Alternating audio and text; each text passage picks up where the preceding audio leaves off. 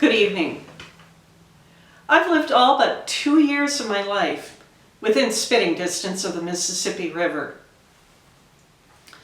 Growing up in northeast Minneapolis, my acquaintanceship was mainly limited to pitching rocks or hurtling down the hill on my bike toward the river, stopped by traffic on East River Road.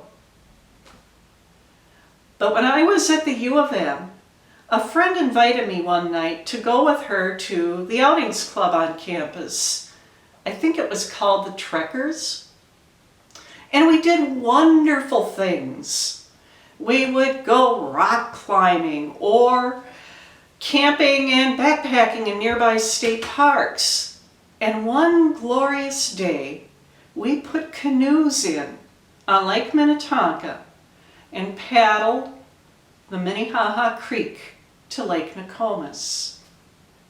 Though I had never been a jock, when I took that paddle in my hand, I knew I had found my sport.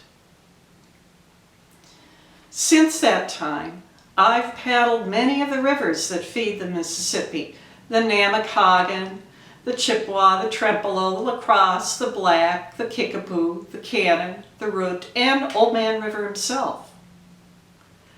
Now, when I met my husband, I had the upper paddle, so to speak. He was a jock, but paddling wasn't one of his sports until he and some of his historical reenacting friends decided that they were going to start doing authentic birch bark treks, wearing authentic Voyager clothing with authentic Voyager accoutrements, 300 miles on the upper Mississippi River. Now he had the upper paddle, and when we get in a canoe, he's in the back steering and I'm in the front watching for hazards. And if I see one, I'll hear commands barked at me like, "Dig, dig, and don't grab the gunnels." Now, if you don't know what that means, the gunnels are simply the top edges of the canoe. And if you hit rough water and grab the gunnels instead of digging in your paddle, you're pretty much guaranteed to tip. I had never tipped the canoe, but I complied and would begin to dig. Now, one glorious, glorious late fall afternoon, we decided we were going to go paddling. It was actually the day after Thanksgiving. And being the day after Thanksgiving, we knew that we needed to wear a little bit more than just a t-shirt. We had on our down jackets and our long underwear and our sorrel boots along with our life vests. And we were going to paddle in the backwaters between Ferryville and Prairie du Chien.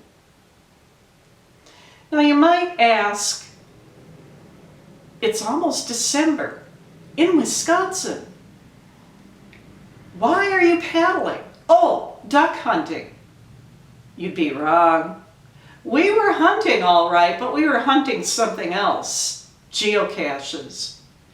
Now, for the uninitiated, geocaching is a game where people hide things somewhere and then other people use their GPSs with the coordinates provided to try and find the thing that's hidden, sign a piece of paper and put it back to prove that we found it. And someone had hidden a series of geocaches on islands on the Wisconsin side of the Mississippi. As a friend once explained to an onlooker, geocaching, it's a sport for nerds. So there we were, two nerds in our canoe, enjoying a wonderful late fall day, thinking ahead to our stop at the Great River Roadhouse to celebrate should we find them all. And find them all we did. We were working our way back to the boat landing where we parked our car. Now, this boat landing wasn't a regular canoe launch. It was designed for the bass boats and the fishing boats and the bigger boats that go out on the river. Big concrete parking lot with a ramp leading into the river. And next to the ramp was a huge boulder that bellied right up to the edge of the ramp. My husband managed to back us in to the landing with the nose of the canoe wedged between that rock and the concrete. He got out and he was standing 1 foot on the concrete and 1 foot on the boulder. He grabbed the gunnels and put his knees in between and then hollered, "Okay, I've got it stabilized." Not knowing just how deep the water really was here, I got down low to keep my center of gravity low as well and started to creep forward into the canoe to jump out. As I worked my way forward, I suddenly felt the canoe listing to one side, me along with it, and before I realized what was happening, the canoe was flipped and I was underneath it, soaking wet. I came up into the air hole underneath the overturned canoe, and then I thought, oh no, my camera, my GPS. Somehow I managed to retrieve those things, held my breath, ducked under, came out the other side of the canoe, and glared at my husband. He looked at me and said, "That boulder was wet. I didn't think it was wet, and my foot slipped. I'm sorry." There I was, dripping wet, with some of the late summer's blooms still clinging to my clothes here and there. There was no way we were stopping at the Great River Roadhouse. We got everything loaded up and strapped on, hopped into the car, turned on the heat so that I wouldn't get hypothermia the 40 or so miles back home.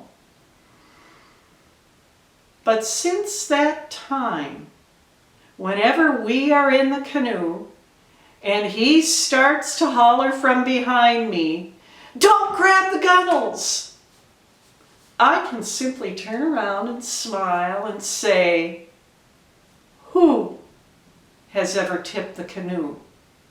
Ever?"